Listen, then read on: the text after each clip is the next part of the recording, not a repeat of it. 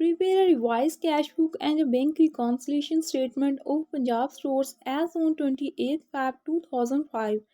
Revise cash book first of all prepare करनी है, then इसकी हेल्प से जो है बैंक रिकॉन्सिलेशन स्टेटमेंट प्रिपेयर करनी है पंजाब स्टोर्स की 28 Feb 2005 को। एवरी मंथ के एंड पे क्या होता है कि जब अकाउंट होल्डर जो है वो डिपोजिटर जो है उसने कुछ एरर्स किए होते हैं, मिस्टेक की होती हैं, और बैंक ने भी कुछ मिस्टेक्स और एरर्स जो हैं वो हो जाती हैं बाय ओमिशन या किसी भी रीज़न की वजह से, तो उनको क्या करते हैं कि at the end of the month जो है वो मोस्टली जो है वो इनके बैलेंसेस को आपस में कंपेयर किया जाता है, और अगर कोई एरर हो उनको करेक्ट किया जाता है।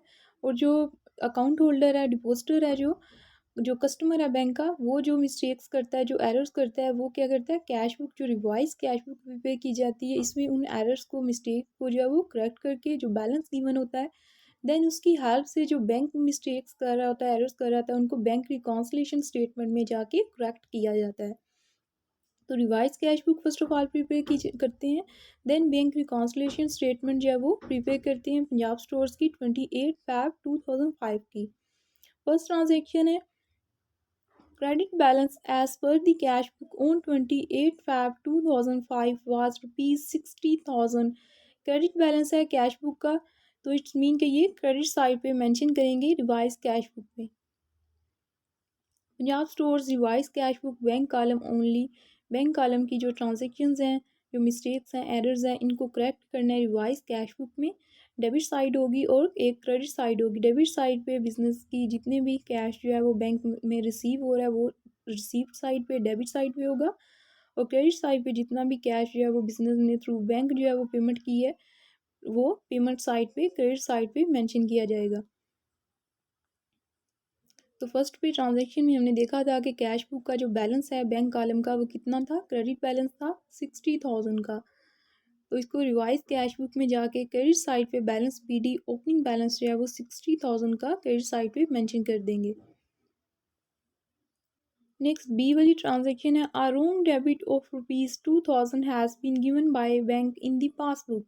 इट्स मीन के पासबुक में बैंक की मिस्टेक है, तो इसको बैंक रिकॉन्सिलेशन में जाके एंटर करेंगे। देन सी पे है bank charges made by bank ₹480 were recording only in the passbook. Only passbook में बैंक की बुक में जो है बैंक के चार्जेस जो पेमेंट हुई थी 480 की रिकॉर्ड की गई है। इट्स मीन कि ये कैश बुक में इसकी रिकॉर्ड नहीं हुआ।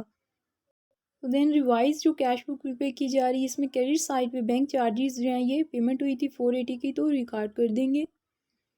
क्रेडिट साइड पे बैंक चार्जेस 480 के साथ रिकॉर्ड किए गए हैं। देन डी वाली ट्रांजेक्शन है out of cheques for ₹1 lakh paid into bank, cheques for ₹75,000 were clear and credited by bank. ये बैंक के एरर्स हैं, तो ये बैंक रिकॉन्सिलेशन में जाके एंटर करेंगे। देन ई पे है 2 checks of ₹30,000 and 60,000 were issued, but out of them only one check for ₹30,000 was presented for payment up to 28 Feb 2005। ये भी बैंक की रिकॉन्सिलेशन की एंट्री है, इसको वहाँ पे जाके रिकॉर्ड करेंगे बैंक रिकॉन्सिलेशन में। देन एफ वाली ट्रांजेक्शन चेक करते हैं dividend on shares ₹18,000 was collected directly by bank। The trader has no information about this। क्या हुआ है कि बैंक ने जो है डायरेक्टली जो है वो डिविडेंड की जो इनकम थी, डिविडेंड ऑन शेयर्स था 18,000 के साथ, वो रिसीव कर लिया, लेकिन जो ट्रेडर है, जो अकाउंट होल्डर है, इसको इसके बारे में कोई इन्फॉर्मेशन नहीं थी और उसने कैश बुक में इसको रिकॉर्ड नहीं किया। तो डिविडेंड बिजनेस की इनकम होती है और ये डेबिट साइड पे इट्स मीन के कैश जो है वो रिसीव हो रहा है, तो डेबिट साइड पे डिविडेंड ऑन शेयर जो है 18,000 के साथ रिवाइज कैश बुक में डेबिट साइड पे मेंशन करेंगे। डिविडेंड ऑन शेयर्स 18,000 के साथ डेबिट साइड पे बैंक के कॉलम में मेंशन कर देंगे। देन जी वाली ट्रांजेक्शन है the passbook contains an entry for ₹20,000 being a direct payment made by a customer into bank. Passbook में बैंक की जो बुक थी उसमें क्या हुआ कि एक कस्टमर था, उसने डायरेक्टली पेमेंट बैंक में कर दी है, लेकिन जो कैश बुक है उसमें इसकी एंट्री जो है वो रिकॉर्ड नहीं की गई। तो इसका मतलब है कि कैश जो है वो बिजनेस का जो अकाउंट है, अकाउंट होल्डर जो है उसके अकाउंट में इंक्रीज़ हुआ है, कैश रिसीव हुआ है, तो इसको कैश बुक में डेबिट साइड पे जाके 20,000 जो है वो मेंशन कर देंगे। कस्टमर अकाउंट 20,000 इट मीन के बिजनेस का जो कस्टमर था उसने पेमेंट डायरेक्टली जो है वो पासबुक में हो गई थी, बैंक में जो पेमेंट जो है वो कर दी थी, लेकिन जो ट्रेडर था उसकी बुक में रिकॉर्ड नहीं हुआ था, तो that's why revise cash book में जाके बैंक कॉलम जो था कैश बुक का, उसमें हमने कस्टमर अकाउंट की से जो हमने अमाउंट रिसीव की थी 20,000 वो मेंशन कर देंगे। देन इसके बाद जो रिवाइज कैश बुक की एंट्रीज थी जो कि अकाउंट होल्डर की इस मिस्टेक्स थी, एरर्स थी, उनको जो है वो चेक कर लिया गया। सभी एंट्रीज जो हैं वो ऑलमोस्ट क्लोज हैं। देन इनका बैलेंस करते हैं। फर्स्ट ऑफ ऑल जो है क्रेडिट साइड को प्लस करते हैं। बैलेंस बीडी था 60,000 प्लस बैंक चार्जेस 480, तो ये बैलेंस टोटल आ रहा है 60,480 रुपीज़। लार्जर बैलेंस है तो बोथ साइड पे इसको मेंशन कर देंगे। देन इस बैलेंस में से डेबिट बैलेंसेस जो है वो लेस करते हैं। 60,480 में से लेस किया dividend on shares 18,000। Than less कर देंगे कस्टमर अकाउंट 20,000 के साथ, तो बैलेंस सीडी जो है वो गिवन है 22,480 रुपीज़ का। इट्स मीन कि इसका बैलेंस कौन सा आ रहा है, क्रेडिट बैलेंस, क्योंकि जो क्रेडिट साइड है वो लार्जर है और डेबिट साइड जो है वो स्मॉलर है। तो ये बैलेंस रिवाइज कैश बुक का बैलेंस जो है वो ओवरड्राफ्ट है, क्रेडिट बैलेंस है, और इसको बैंक रिकॉन्सिलेशन स्टेटमेंट में जाके कैरी डाउन कर देंगे। उनके लिए बैंक रिकॉन्सिलेशन के लिए बैलेंस ओपनिंग बैलेंस होगा। Punjab stores bank reconciliation statement as on 28 Feb 2005 को प्रिपेयर की जा रही है, और balance as per cash book का जो रिवाइज कैश बुक प्रिपेयर की थी उसका बैलेंस जो है एज वी नो कि क्रेडिट बैलेंस था, क्योंकि क्रेडिट साइड का बैलेंस जो है लार्जर था, तो क्रेडिट बैलेंस कंसिडर होगा। बैलेंस सी डी यहाँ पे कितना था, 22,480 रुपीज़। तो ये बैलेंस जो है बैंक रिकॉन्सिलेशन के लिए ओपनिंग बैलेंस होगा, क्रेडिट बैलेंस 22,480 रुपीज़ के साथ। यहाँ पे सेकंड वाली जो ट्रांजेक्शन थी, a wrong debit of ₹2,000 has been given by the bank in the passbook. Bank ने गलती से जो है वो बैलेंस जो है डेबिट बैलेंस जो है वो पासबुक में जो है वो रिकॉर्ड किया था। बैंक ने एरर था, बैंक ने मिस्टेक की थी कि गलती से बैलेंस को डेबिट रिकॉर्ड किया था, तो इसको क्या करेंगे, क्रेडिट कर देंगे। 2,000 को रॉन्ग डेबिट जो है, रॉन्ग जो डेबिट किया था बैलेंस का बैलेंस था 2,000, इसको क्रेडिट कर देंगे बैंक रिकॉन्सिलेशन स्टेटमेंट में। Wrong debit given by bank 2,000 के साथ था, तो इसको 2,000 के साथ wrong debit given by bank जो था रिकॉर्ड कर दिया गया है।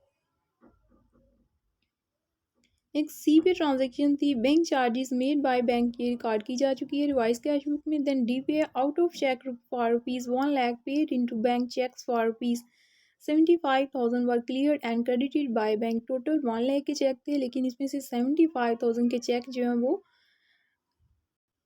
वो क्लियर और क्रेडिटेड किए गए हैं, लेकिन जो रिमेनिंग 25,000 के चेक हैं 1 लाख में से 75,000 लेस करें 25,000 के चेक जो हैं वो क्लियर नहीं हुए, क्रेडिटेड बैंक ने नहीं किए, तो इनको बैंक रिकॉन्सिलेशन स्टेटमेंट में जाके इनको क्लियर कर देंगे, क्रेडिट कर देंगे 25,000 के साथ। दी वाली एंट्री है, checks paid into bank but not collected. It's mean के बिजनेस के ने अकाउंट होल्डर जो था उसके चेक्स टोटल 1 लाख के थे, लेकिन बैंक ने ओनली 75,000 के चेक्स जो हैं वो क्रेडिटेड किए थे, कलेक्टेड किए थे, और 25,000 के जो रिमेनिंग चेक्स थे वो नहीं किए थे, तो इनको हम यहाँ पे 25,000 को क्रेडिट कर देंगे। देन 2,000 का जो रोंगली डेबिट बैलेंस था और 25,000 का जो बैंक ने जो है चेक कलेक्टेड की और क्रेडिट नहीं किए थे, इन दोनों का बैलेंस प्लस किया, तो 27,000 का जो क्रेडिट बैलेंस है वो गिवन है। देन इसके बाद बैलेंस एज पर जो कैश बुक का रिवाइज कैश बुक का ओवरड्राफ्ट क्रेडिटेड बैलेंस था 22,480 था।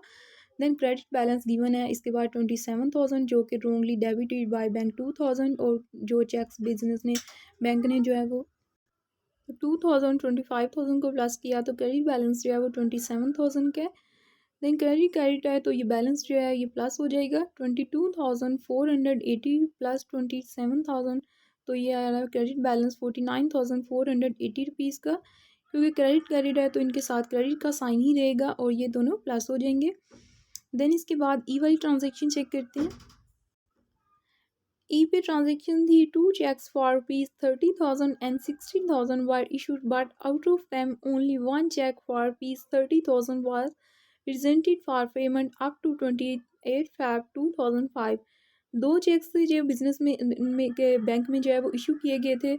अकाउंट होल्डर ने दो चेक इशू किए थे, एक 30,000 का था, दूसरा 60,000 का था, लेकिन इसमें से ओनली जो 30,000 वाला चेक था वो जो है बैंक में पेमेंट के लिए प्रेजेंट हुआ, लेकिन जो 60,000 का चेक था वो इशू तो किया गया लेकिन उसकी पेमेंट नहीं हुई।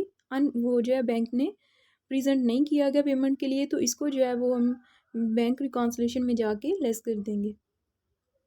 एज वी नो कि ई वाली ट्रांजेक्शन में क्या था कि चेक जो है वो टोटल एक 30,000 का था और एक 60,000 का था। बैंक में जो है वो इशू किए गए थे, लेकिन बैंक ने क्या है कि प्रेजेंट किए गए थे, लेकिन ओनली जो है वो 30,000 का चेक जो है वो उसकी पेमेंट होगी, वो प्रेजेंट हो गया। लेकिन जो check issued but not presented है वो कितने के थे, 60,000 का जो चेक था वो बैंक में जो है वो इशू तो किए गए थे लेकिन प्रेजेंट नहीं किए गए थे पेमेंट के लिए। तो देन उसका बैलेंस जो है वो लेस कर देंगे। कितना बैलेंस है, 60,000 का डेबिट बैलेंस है। देन हम इसको क्या करेंगे, 49,480 का बैलेंस जो है क्रेडिट बैलेंस जो है वो ऑलरेडी जो बैलेंस किया हमने गिवन था। देन इसमें से जो है वो लेस कर देंगे 60,000, और जो साइन है यहाँ पे डेबिट साइन रहेगा क्योंकि लार्जर अमाउंट का साइन जो है वो डेबिट है, तो डेबिट रहेगा। तो इसको 49,480 में से 60,000 को लेस करके 10,520 रुपीज़ का बैलेंस जो है वो पासबुक का गिवन है। Balance as per passbook credit balance है 10,520 का बैलेंस जो है वो पासबुक का गिवन है। देन इस क्वेश्चन में हमने फर्स्ट ऑफ ऑल क्या किया, रिवाइज कैश बुक प्रिपेयर की कि जो भी मिस्टेक्स एरर्स जो हैं वो अकाउंट होल्डर ने की थी उनको करेक्ट किया और रिवाइज कैश बुक को प्रिपेयर किया। और रिवाइज कैश बुक को प्रिपेयर करने के बाद जो है बैंक रिकॉन्सिलेशन स्टेटमेंट प्रिपेयर की, जो बैंक के एरर्स थे मिस्टेक्स थी इनको करेक्ट किया। फॉर एग्जांपल बैंक ने रोंगली डेबिट किया हुआ था तो उसको क्रेडिट कर दिया गया। इसके अलावा कुछ चेक्स थे बैंक को पे किए गए थे लेकिन जो है वो कलेक्ट नहीं किए थे बैंक ने, तो उनको क्रेडिट किया। इसके अलावा कुछ चेक जो है वो इश्यूज़ किए थे अकाउंट होल्डर ने लेकिन बैंक में जो प्रेजेंट नहीं किए गए पेमेंट के लिए, तो उनको हमने लेस कर दिया। देन इसके बाद जो पासबुक का क्रेडिट बैलेंस है वो 10,520 रुपीज़ का बैलेंस जो है वो गिवन है।